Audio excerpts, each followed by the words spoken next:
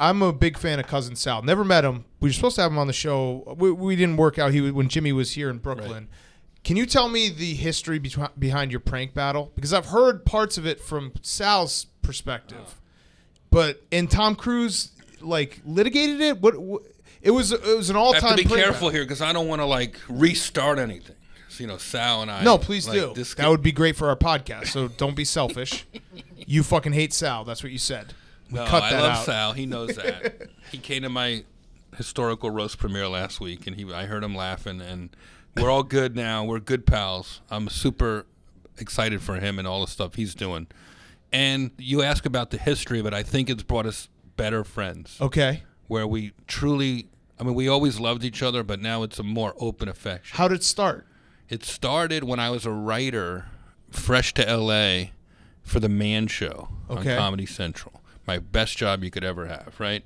Here's a dozen guys locked in 2 rooms coming up with the craziest shit you could put on TV, right?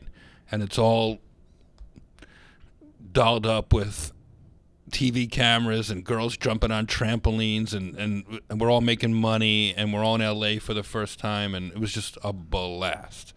And Sal was the resident troublemaker. He would, you'd come back from lunch, and there'd be the screws on your desk would all be pulled out. Or he would I was dating this chick, she came to pick me up, and before she could even, let me know that she was waiting outside, Sal would go outside, take his shirt off, and take pictures with her in her car as if he's been he would just do stuff like that. And, it grew into stuff he would do on Jimmy Kimmel Live, like I guest hosted, and one time I looked out they go live from the parking lot, and there's Sal spray painting the punchlines to my stand-up jokes that I'd done the night before on the show onto my brand new white Porsche. And it's not like I was. It's a prank. I wasn't a rich guy. This was my first nice car. You know what I mean? He knew that. That's what I mean? That's fucked So there'd be stuff like that where it's just I was guest hosting the show for 5 straight nights once, and I was also filming CSI during the day, 7 in the morning to 8 at night.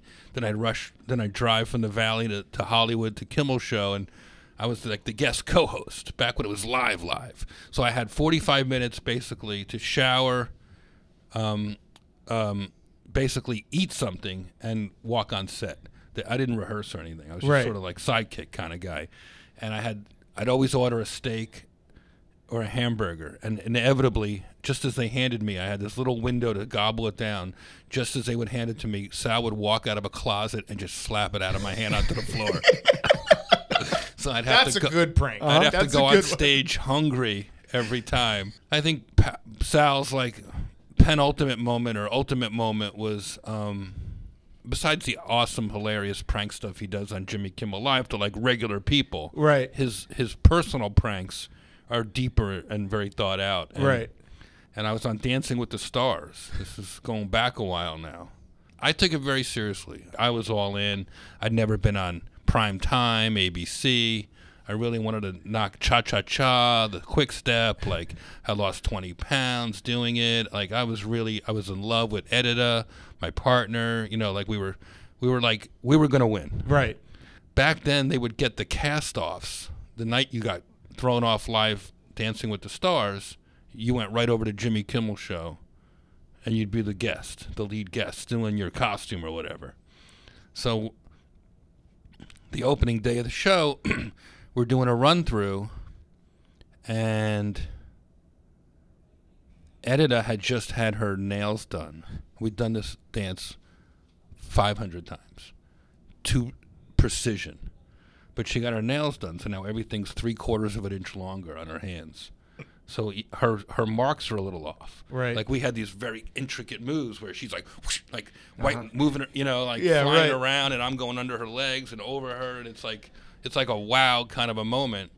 And we do blocking. I'm just in a Kiss shirt. My sister's in the audience, and we're just just rehearsing for cameras basically. One last run through. All right, sure, and. Edita hits her last spot and slices my eye. My cornea is scratched. I flop on the floor. Everyone thinks I'm kidding. I can't open my eye. Half an hour goes by. I can't open my eye. And they like send some PA with a little Toyota Corolla or something to drive me to the emergency room. I'm like, oh my God, from hero to zero. Right. Like, what am I doing? Right. And yeah, it was sad. It was very upsetting.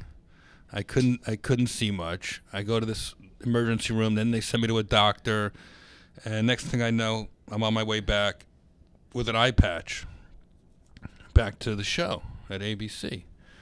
And Kimmel texts me, says, if you got to dance. The show must, like, you got to be brave. You'll be a hero. You got to dance injured.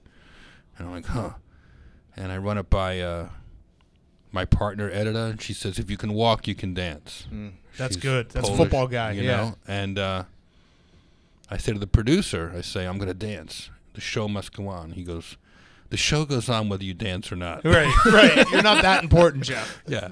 And I like, you know what? I'm dancing. I'm doing it. I'm going to do this. It's going to be good. I know my moves. I don't want to miss it. I've been working 2 months. And I dance. And, it was bad. People thought it was a telethon. We raised $1 million for it. And I'm like, all right, my family shows up. They're all wearing eye patches in solidarity. I'm like, all right, maybe I can make something of this. And I know that the Kimmel Show gets the results slightly ahead of everybody else. The guest who gets kicked off right on their show. Yeah. I don't know to what extent they get them or what time or anything, but it's the same network. I'm assuming there's some collusion. And it's me and Kim Kardashian are the last two up there with our partners, right? They're voting people off. She's one of the biggest stars in the world, and there I am. And about an hour before, I get a text from Sal saying, you're safe. Oh, my God.